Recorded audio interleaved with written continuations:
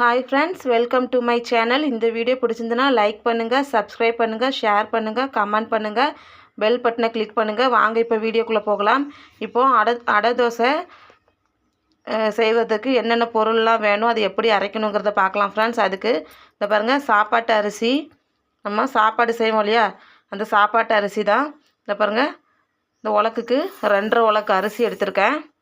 இந்த உலக்குக்கு 2.5 உலக்கு அரிசி எடுத்திருக்கேன்.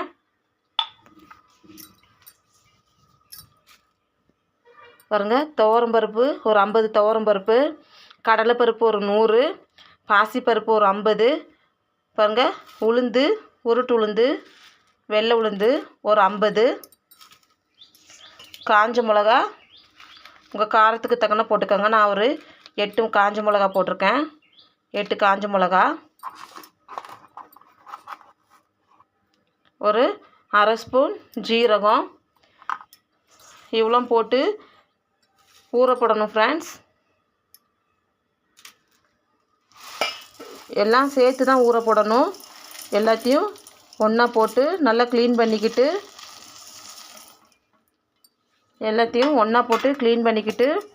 ஊற போட்டு ஒரு 2 மணி நேரம் நல்லா ஊறட்டும். ஊற போட்டு வச்சுக்கலாம். இப்போ பாருங்கள் ஃப்ரெண்ட்ஸ், எல்லாத்தையும் அரிசி, பருப்பு, உளுந்து எல்லாத்தையும் நல்லா கழுவிட்டு ஊற வச்சாச்சு. ஒரு 2 மணி நேரம் நல்லா ஊறட்டும் ஃப்ரெண்ட்ஸ். அதுக்கப்புறமா நம்ம அரைச்சி எடுத்துக்கலாம். ஒரு 2 மணி நேரம் நல்லா ஊறட்டும். இதை பாருங்கள் ஃப்ரெண்ட்ஸ், நல்லா ஊறிடுச்சு. இதை பாருங்கள், நல்லா ஊறிடுச்சு. இப்போ இதை நம்ம அரைச்சி எடுத்துக்கலாம். ரொம்ப நைஸாக அரைக்கக்கூடாது, கொஞ்சம் குறப்பாக இருக்கணும். ரொம்ப நைஸாக இருக்கக்கூடாது. இருங்க, நான் காமிக்கிறேன். இதை நம்ம அரைச்சி எடுத்துக்கலாம்.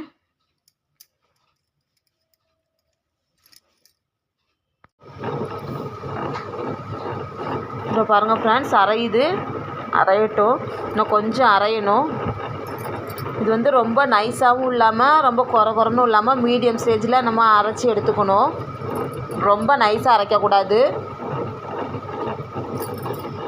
ரொம்ப நைஸாகவும் இல்லாமல் ரொம்ப குறனும் இல்லாமல், நைஸாகவும் இல்லாமல் குறன்னு இல்லாமல் கொஞ்சம் மீடியம் ஸ்டேஜில் அரைக்கணும். இன்னும் கொஞ்சம் அரைய வேண்டியது இருக்குது. பாருங்கள், இன்னும் கொஞ்சம் அரைய வேண்டியது இருக்குது. குறன்னும் இல்லாமல் நைஸாகவும் இல்லாமல் மீடியம் ஸ்டேஜில் அரைக்கணும் ஃப்ரெண்ட்ஸ். இது இன்னும் கொஞ்சம் அரைய வேண்டியது இருக்குது. கொஞ்சம் அரையட்டும். இங்கே பாருங்கள், அது அரையட்டும். இப்போது நம்ம இது பாருங்கள், வெங்காயம் இந்த சைஸ், இந்த பெரிய பாருங்கள், இந்த சைஸ் வெங்காயம் 3 வெங்காயம் எடுத்து, இது பெரிய வெங்காயங்க, இந்த சைஸ் வெங்காயம் 3 வெங்காயம் எடுத்து இந்த மாதிரி குட்டி குட்டியாக நறுக்கி போட்டுக்கோங்க. அப்புறம் இது கூட கொஞ்சம் கருவேப்பிலை, அதுவும் குட்டி குட்டியாக நறுக்கி போட்டுக்கணும்.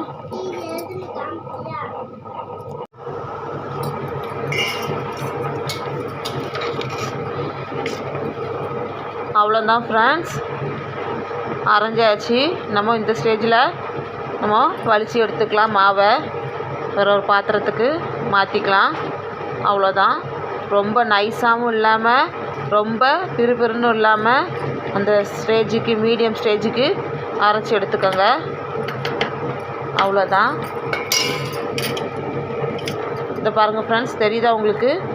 இந்த மாதிரி பதத்துக்கு, இந்த பாருங்கள், இந்த பதத்துக்கு இருந்தால் போதும். இங்கே பாருங்கள், தெரியுதா? இந்த பதத்துக்கு இருந்தால் போதும். ரொம்ப நைஸாக அரைக்கக்கூடாதுங்க. இந்த பாருங்கள், தெரியுதா உங்களுக்கு? இந்த பதத்துக்கு இருந்தால் போதும்.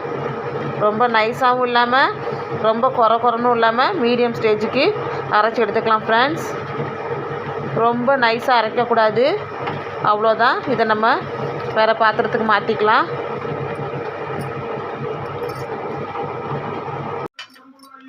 இப்போ பாருங்கள் ஃப்ரெண்ட்ஸ், மாவை வேறு பாத்திரத்துக்கு மாற்றியாச்சு. இப்போ நம்ம தேவைக்கு உப்பு போட்டுக்கலாம்.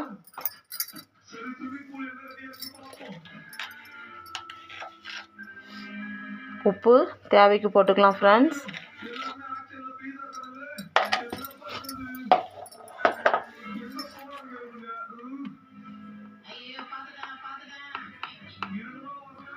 ஒரு 1/4 ஸ்பூன் மஞ்சள் தூள், இப்போ பாருங்கள், கொஞ்சமாக காயப்பொடி, ரொம்ப வேணாம், கொஞ்சமாக காயப்பொடி நல்லா மிக்ஸ் பண்ணிக்கலாம். இந்த ஸ்டேஜில் நீங்கள் காரம் பத்தலைன்னா கொஞ்சம் தனி மிளகாத்தூள் போட்டுக்கலாம் ஃப்ரெண்ட்ஸ். நம்ம காஞ்ச மிளகா போட்டு அரைச்சிருக்கோம் இல்லையா, உங்களுக்கு அந்த காரம் பத்தலைன்னா கொஞ்சமாக தனி மிளகாத்தூள் போட்டுக்கலாம். அதிகமாக போட்டுறாதீங்க, ஏன்னா நம்ம காஞ்ச மிளகா போட்டு அரைச்சிருக்கோம் இல்லையா, அந்த காரம் பத்தலைன்னா கொஞ்சமாக போட்டுக்கோங்க. போட்டு நல்லா மிக்ஸ் பண்ணிக்கலாம்.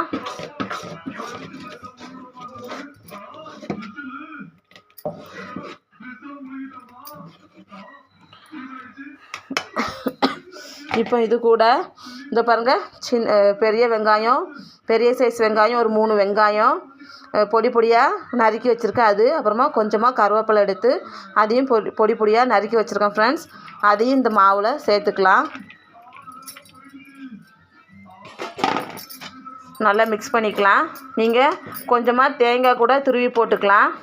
நான் தேங்காய் போடலை, நீங்கள் உங்களுக்கு வேணும்னா நீங்கள் தேங்காய் கூட துருவி போட்டுக்கலாம் ஃப்ரெண்ட்ஸ், நல்லா டேஸ்ட்டாக இருக்கும்.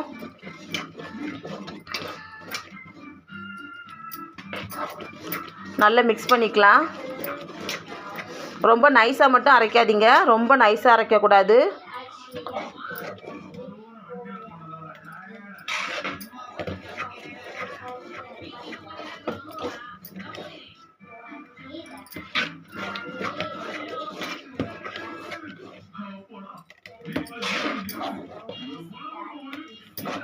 நல்லா மிக்ஸ் பண்ணிக்கோங்க. உங்களுக்கு தேவைப்பட்டால் நீங்கள் கொஞ்சமாக தேங்காய் துருவி கூட இது கூட சேர்த்துக்கோங்க, ரொம்ப டேஸ்ட்டாக இருக்கும்.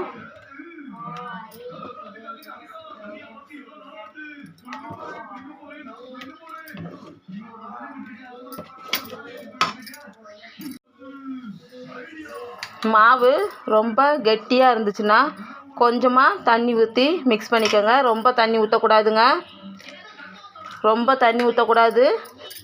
கொஞ்சமாக நம்ம தோசை மாவு பதத்துக்கு வர மாதிரி, ரொம்ப தண்ணி ஊற்ற வேணாம். மாவு ரொம்ப கெட்டியாக இருந்துச்சுன்னா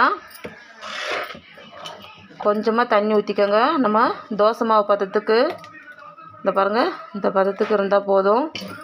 தோசை மாவு பதத்துக்கு நம்ம கரைச்சி எடுத்துக்கலாம். மிக்ஸ் பண்ணி தோசை மாவு பதத்துக்கு மிக்ஸ் பண்ணி எடுத்துக்கலாம். இந்த பாருங்கள், இது கரெக்டாக இருக்கும். ரொம்ப கட்டியாக இருந்துச்சுன்னா நம்ம தோசைக்கல்லில் ஊற்றும் போது உருண்டு வரும் மாவு, நம்ம ஒழுங்காக ஊற்ற முடியாது. நம்ம அப்படி ஊற்றி தேய்க்கும் போது உருண்டு வரும். அதுக்காக தான். ரொம்ப கெட்டியாக இருந்துச்சுன்னா கொஞ்சமாக தண்ணி ஊற்றி மிக்ஸ் பண்ணிக்கோங்க. ரொம்ப தண்ணி ஊற்ற வேண்டாம், ரொம்ப தண்ணியாகவும் அதுக்காக இருக்க வேணாம். லைட்டாக இந்த பாருங்கள், இந்த மாதிரி பதத்துக்கு இருந்தால் போதும். பாருங்கள், இந்த பதத்துக்கு தெரியுதா உங்களுக்கு? இந்த பதத்துக்கு இருந்தால் போதுங்க. இப்போ நம்ம தோசைக்கல்லில் ஊற்றிக்கலாம்.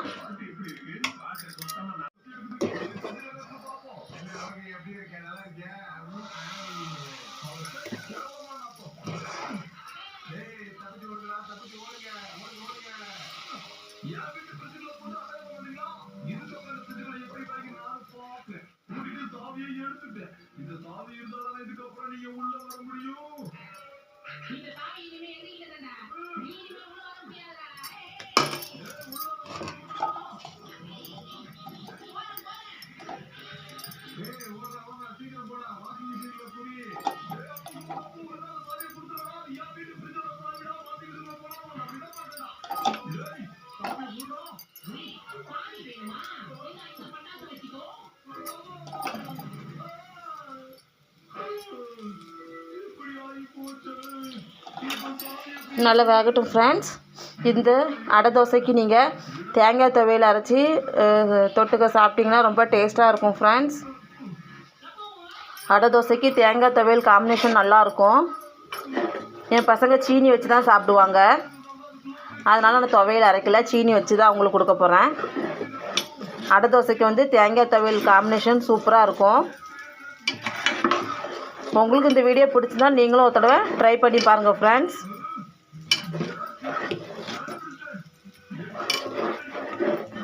இதில் நம்ம மரவள்ளி கிழங்கு போட்டு கூட அரைக்கலாம் ஃப்ரெண்ட்ஸ். அடை சுடலாம், ரொம்ப டேஸ்ட்டாக இருக்கும். அது உடம்புக்கும் நல்லா ஹெல்த்தியாக இருக்கும். மரவள்ளி கிழங்கு போட்டு கூட நான் அடை செய்யலாம், ரொம்ப டேஸ்ட்டாக இருக்கும். நான் உங்களுக்கு அது இன்னொரு வீடியோவில் காமிக்கிறேன். மரவள்ளி கிழங்கு நல்ல பொடி பொடியாக நறுக்கி ஊற வைக்கணும். ஊற வச்சு இதோட போட்டு அரைக்கணும்.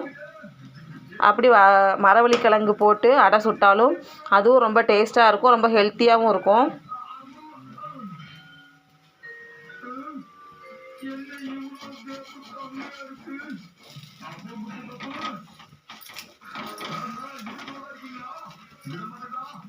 இன்னும் கொஞ்சம் வேகட்டும்.